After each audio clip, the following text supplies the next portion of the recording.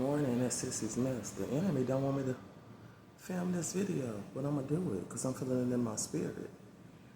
I'm going to start off by saying Proverbs 26 verse 2. Check it out. As the bird by wandering, as the swallow by flying, so the curse causeless shall not come.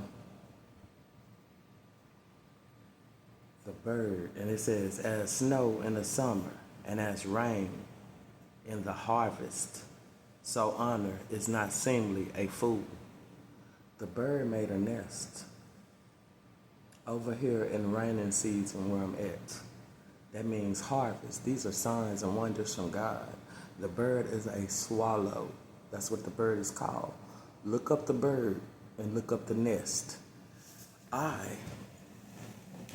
been staying with my son because I'm moving from my hometown and I'm getting situated. And sometimes, I'm sleeping on the couch and my head is right here by this back door. Okay, we're 3 flights up. A bird keep landing on the railing, and I told my son, that bird feeling my spirit, the Holy Spirit in me. And I was just thinking. And one day, I ain't been on the back porch in a long time. I went out here and on the ground, it's a bunch of bird crap. And I'm like, what the heck is going on? Look, just showing y'all for proof. I come out here, I don't want to get picked. I think they harmless. And I see this.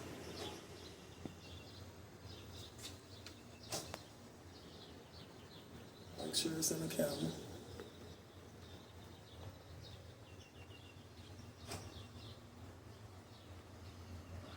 This bird planted their nest above where I be laying on this couch. The very end where my head is, above this door on the outside.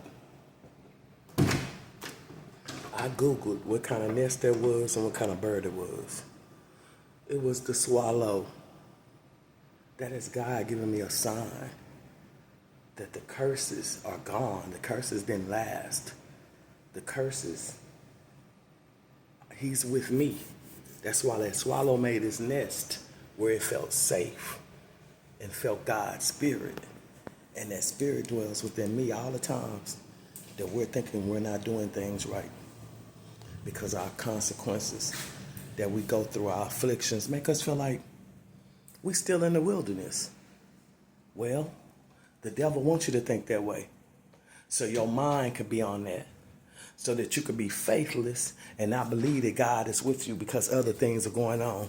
Just because things are going on don't mean ain't God. He's not with you. He's with you through it all. He will never leave or forsake you, and He was letting me know. Just like the swallow moves around harvest in safety, that the curse did not land because it never had a cause to hit me in the first place. I only endured afflictions is because He wanted me to know that to feel the pressure of warfare. So I know how to stand still on His word. I learn how to fight back in the spirit. It will give me a reason to get up instead of being, lazy, slothful, procrastinating. Just thinking that just being a Christian is just being a Christian when it's more to that, it's work to it. We got to keep that anointing. We got to keep that oil fresh and our armor strong, because this thing is going to come into the world and it's going to be you that the ones that thought was foolish. It's going to be the one to help them sustain that mentality, to help them sustain by you giving them the word of God, showing them by your experience that God will keep you and He will be with you and He will fight for you. But you got to surrender your all and let your guards down and let go and let Him. It's the only way things are going to move in your life. As long as you keep living out of your flesh, trying to take control of your situation, it's going to stay the same.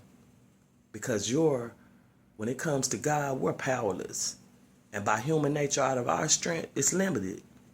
If it wasn't for Him, we wouldn't be able to get out of bed sometime because of life pressure and circumstances where bills collectors want to drive you mad. The devil uses all kind of things to drive people till they have so much pressure till they don't want to be here no more.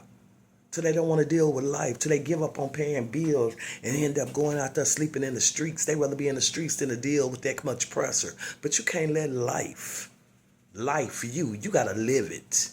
And when you live it through Jesus Christ. That's why y'all don't get no peace out there. Because you don't know that that's what the devil used to keep y'all in bondage. To keep y'all in fear of losing things that's material. When material things don't last, you're going to always have to re-up. Things are not, your car going to get a certain years old and mileage, and you're going to have to re-up on that. Ain't nothing lasting but eternal life in heaven. And that's with Jesus Christ. And you will never have to work by the sweat of your brow because you're not under that curse. You're under the covenant. You're with the covenant of Lord Jesus Christ and his Father God. You reconcile with him. They come to make a home with you when you believe and you surrender to them. That way they can use your body as a vessel. Why wouldn't he want to use it? He's trying to get others' attention so they won't perish. So why would he let the enemy come back after he changed you to destroy you? It don't work that way. That'd be like calling him a liar.